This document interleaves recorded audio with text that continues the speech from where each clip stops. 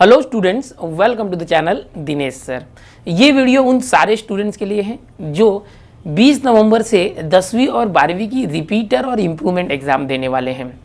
आप सभी को सबसे पहले तो मेरी तरफ से best of luck, all the best. कल से जो आप एग्ज़ाम देंगे और ये एग्ज़ाम आपके लिए बहुत इंपॉर्टेंट है, बिकॉज इस एग्ज़ाम को देने के लिए आपने लाइटली लिया था लास्ट ईयर, या तो आपने सोचा था इम्प्रूवमेंट एग्ज़ाम के लिए कि मैं इस बार एग्ज़ाम, बहुत से बच्चों ने एग्ज़ाम छोड़ दी थी पिछले साल फरवरी मार्च 12th की कि मेरी तैयारी नहीं हुई है और मैं आने वाले जुलाई में वापस से एग्ज़ाम दूंगा। कुछ बच्चे ऐसे थे 12th के जिन्होंने फरवरी मार्च में बोर्ड एग्ज़ाम दी थी, बट कम परसेंट आने की वजह से वो सोचे थे कि मैं जुलाई में वापस से अच्छे परसेंट लेके आऊँगा और जुलाई में एग्ज़ाम देना चाहते थे। कुछ बच्चे ऐसे थे 10वीं 12वीं के जो एक या एक से ज़्यादा सब्जेक्ट में फेल हुए थे, उनकी केटी लग गई थी और वो इंतजार कर रहे थे कि जुलाई में मैं केटी एग्ज़ाम दूंगा। लेकिन कोविड की वजह से लॉकडाउन बढ़ता चला गया और ये एग्ज़ाम फाइनली जो अब नवंबर में अरेंज हुई और 20 नवंबर से अब ये एग्ज़ाम होने वाली है। काफ़ी लंबे इंतजार के बाद आपको ये मौका मिला है कि आप अपनी बची हुई केटी हो या रिपीटर एग्ज़ाम में जो सब्जेक्ट आपका रह गया वो, या तो अगर आप परसेंट बढ़ाने के लिए दे रहे हैं तो आपका परसेंटेज बढ़ने के लिए ये जो एग्ज़ाम का आपने इंतजार किया वो अब आ चुका है। ये बहुत इंपॉर्टेंट एग्ज़ाम आपके लिए होने वाली है, काफ़ी इंतजार के बाद आपको हुआ है और मुझे आपसे यही कहना है कि इस मौके को छोड़ना नहीं, बिकॉज एक बार अगर आपके पास से ये मौका चला गया तो फिर हो सकता है कि जितना लंबा इंतजार आपने इस एग्ज़ाम के लिए किया है, आने वाली जो एग्ज़ाम है जिसका अभी तक कोई टाइम टेबल नहीं है, कोई पता ठिकाना नहीं है, वो एग्ज़ाम भी जो है आपको इतना ही तरसाए और आपको फिर से एक लंबा इंतजार करना पड़े। तो ये जो एग्ज़ाम है इसको एकदम सीरियसली आप दो। क्या करना है, सबसे पहले मैंने ऑलरेडी ये जो एग्ज़ाम है इसका टाइम टेबल आपको बताया हुआ है। नहीं आपको पता तो डिस्क्रिप्शन में लिंक है, वहाँ जाके वो वीडियो देखो जिसमें मैंने 10वीं और 12वीं के जो है पूरे शेड्यूल को एक्सप्लेन किया है और उसका टाइम टेबल भी आप डाउनलोड कर सकते हैं। उस टाइम टेबल को फिल्टर करके आप अगर साइंस कॉमर्स आर्ट्स में थे या 10th में थे तो आपके सब्जेक्ट का जो डेट है वो बराबर एक पेपर पर लिख कर डेट, टाइमिंग और जो उसका सब्जेक्ट है, कौन से तारीख को कौन सा सब्जेक्ट एग्जाम होने वाला है, वो प्रॉपर खुद का एक फिल्टर करके बनाओ। बिकॉज जो टाइम टेबल है बोर्ड की तरफ से आया हुआ है उसमें सारे मीडियम्स, इंग्लिश, हिंदी, मराठी, गुजराती सभी मीडियम्स का है, या तो 12th का है तो साइंस, कॉमर्स, आर्ट्स सबके लिए है।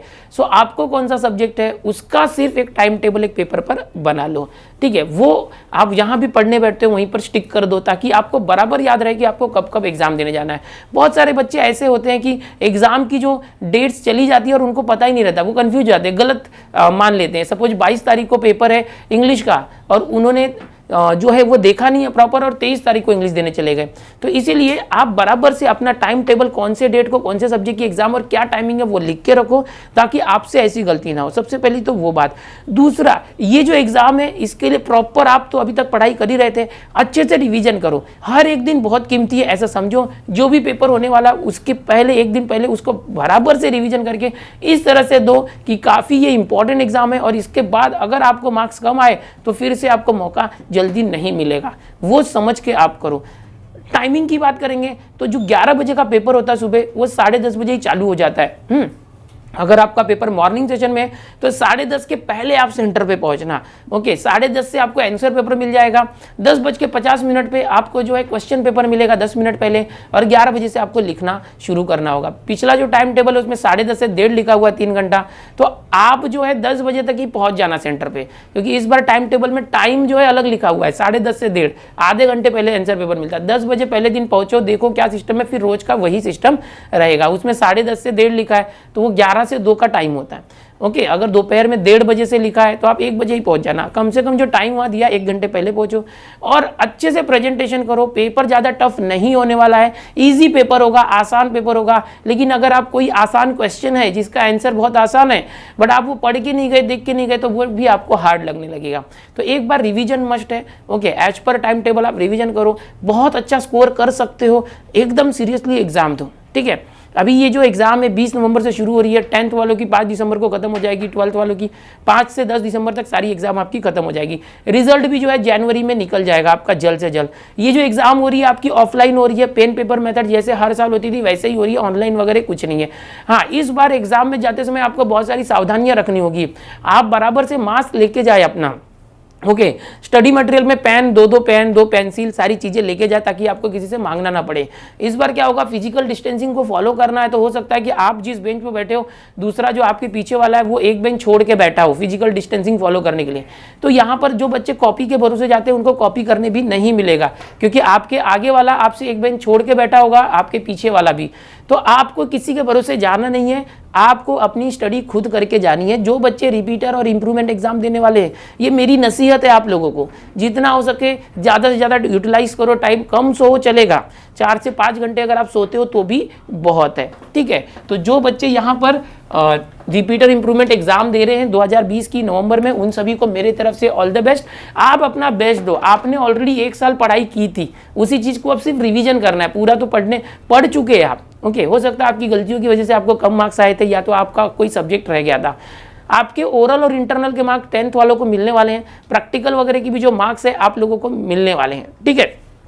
तो आप अपना बैच दो। आपकी जो प्रैक्टिकल्स है साइंस वाले, अगर आप 12th साइंस वाले हैं तो आपकी प्रैक्टिकल एग्जाम होगी। उसके लिए आपको अपने कॉलेज में कांटेक्ट करना है जाके। जो जर्नल इसका बनाना होता है, जो प्रैक्टिकल हैंडबुक होती है, ऑलरेडी आपने लास्ट ईयर बनाया था वही चलेगा, आपको वापस से प्रैक्टिकल बुक नहीं बनानी। अगर आप 10th का साइंस दे रहे हो या 12th का पीसीबी दे रहे हो या एम दे रहे हो तो वही हैंडबुक आप चाहिए। कॉलेज में अगर जमा है, स्कूल में जमा है तो उनसे जाके ले लो, वही चलेगा। ओके, ओरल और इंटरनल के लिए आप अपने कॉलेज या तो स्कूल में कॉन्टेक्ट करो, उन्होंने आपके लिए टाइम टेबल बनाया होगा, नहीं बनाया होगा तो वो बताएंगे किस दिन वो देने वाले आपको, उसके अकॉर्डिंग जाके आप अपना ओरल और इंटरनल का एग्जाम दे दो। और स्कूल कॉलेज वाले भी आपकी हेल्प करेंगे, आप टेंशन मत लो। आपको ज़्यादा से ज़्यादा मार्क्स देने के लिए वो लोग भी कोशिश करते हैं। अब ये हो गई प्रैक्टिकल्स की बात। ओल्ड सिलेबस आपका होने वाला है। कौन सा? ओल्ड सिलेबस आपको पढ़ना है। ओल्ड सिलेबस पढ़ना है आपको, ध्यान दो। बहुत से बच्चे 12th वाले पूछ रहे हैं कि इस साल न्यू सिलेबस आया तो हमको न्यू सिलेबस पढ़ना होगा क्या? बच्चों, आपको ओल्ड सिलेबस, लास्ट ईयर जो सिलेबस था वही पढ़ना है। स्पेशली 12th वालों के लिए बोल रहा हूँ, बहुत से बच्चों का ये कन्फ्यूजन है। तो यहाँ इतना बोल के मैं समाप्त करूँगा, ज़्यादा आपका टाइम वेस्ट नहीं करना है। आप लोग अपने एग्जाम के लिए अपना बेस्ट दे दो, ओके। और इस बार कर लो अच्छे से, बिकॉज आने वाली एग्जाम मई में बोला जा रहा है, हो सकता है वो और आगे चली जाए, इसका कोई फिक्स नहीं है। समझ में आ रहा है? तो आपको ये मौका मिला है इतने दिनों के बाद, इसको छोड़ना नहीं। इंप्रूवमेंट एग्जाम दे रहे हो, ज़्यादा ज़्यादा परसेंट लाना है, रिवीजन करो, दिल लगा के करो। और अगर आप कोई सब्जेक्ट क्लियर करना, 1 या 2 सब्जेक्ट रह गया था, केटी क्लियर कर रहे हो तो उसको पूरा फोकस करके करो, उसके लिए मैं आपकी पूरा मदद करने वाला हूँ, ओके। और कुछ सब्जेक्ट के जो इंपॉर्टेंट है उससे रिलेटेड मेरे कुछ वीडियो है, मराठी 10th का या जो भी है, डिस्क्रिप्शन में लिंक दे दे रहा हूँ, वहाँ जाके देख लो। जो इंपॉर्टेंट चीज़ें हैं टाइम टेबल डाउनलोड कर लो, ठीक है। चैनल पर पहली बार आए तो चैनल को सब्सक्राइब करो, बिकॉज आपको हर एक चीज़ का जो गाइडेंस है मैं यहाँ पर देते रहता हूँ। मिलते हैं नेक्स्ट वीडियो में। Bye everyone, all the best once again.